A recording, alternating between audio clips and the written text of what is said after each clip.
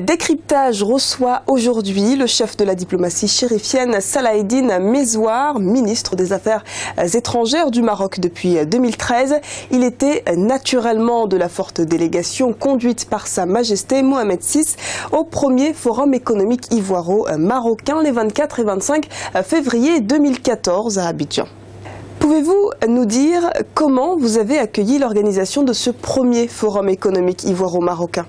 Bien, c'est un forum qui fera date, parce que c'est un forum qui est venu à un moment où il y a une véritable volonté et une communauté de vision entre Sa Majesté le Roi et Son Excellence le Président Alassane Ouattara.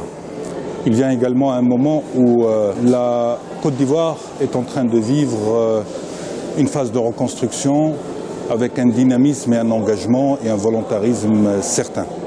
Elle vient aussi à un moment où il y a une maturité des acteurs des deux pays, particulièrement au niveau du secteur privé, pour avancer ensemble dans les réalisations de projets de développement, de partenariats stratégiques, de développement économique, de développement humain. C'est toute cette convergence qui a fait que ce forum, le premier du genre, organisé entre les deux pays sur la terre ivoirienne, est venu se concrétiser. Il a été aussi marqué par le discours donné par Sa Majesté le Roi à l'ouverture de ce forum et par aussi la présence de Sa Majesté et de Monsieur le Premier ministre et des membres du gouvernement ivoirien à la cérémonie de clôture qui a été sanctionnée par des choses concrètes. Pouvez-vous nous décliner la stratégie du Maroc en direction de la Côte d'Ivoire et des pays de l'UEMOA? Parce que depuis des années, on constate une présence croissante du Maroc, même pendant les années de crise qu'a connue la Côte d'Ivoire. Quel est donc l'objectif de cette offensive économique?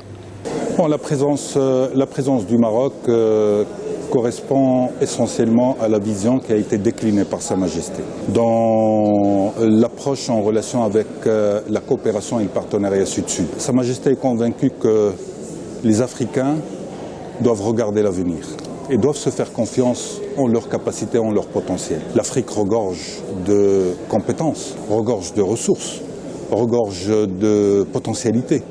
Et donc l'Afrique doit faire confiance à l'Afrique, comme l'a dit Sa Majesté.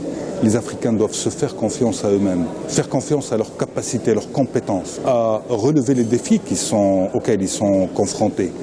L'Afrique n'est pas condamnée à vivre dans les affres du pessimisme, de la misère, de la pauvreté.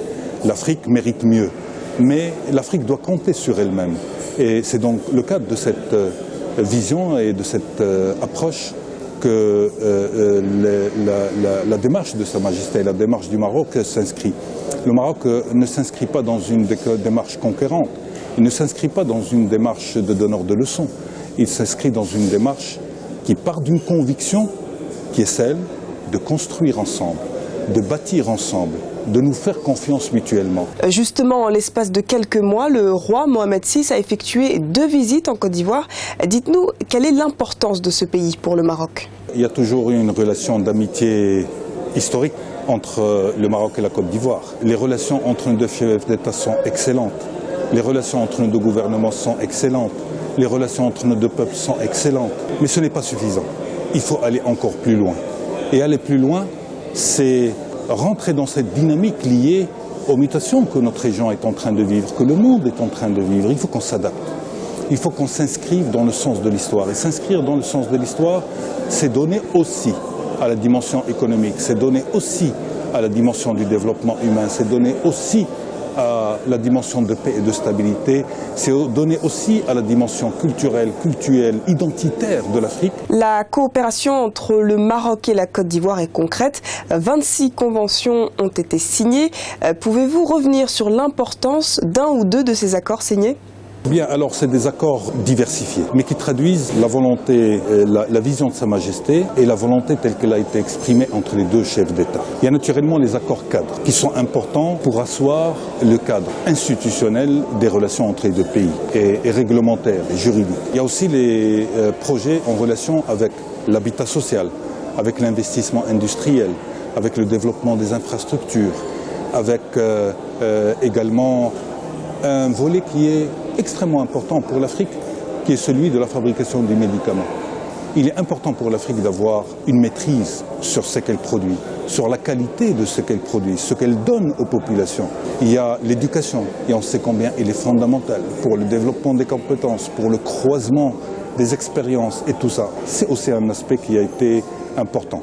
Le tourisme, qui est un secteur émergent aussi en Côte d'Ivoire, et dans lequel le Maroc a fait une bonne avancée, a développé une bonne expérience, une bonne expertise. Et donc tout cela, c'est des partages d'expérience, mais aussi d'investissements croisés. Avant de vous laisser, pouvez-vous nous décliner votre vision de la coopération ivoiro-marocaine, voire avec tous les pays d'Afrique ? Écoutez, avec ce que nous venons de vivre aujourd'hui, il y a un nouveau palier que nous allons franchir dans notre partenariat. On n'est plus dans le cadre de la coopération classique.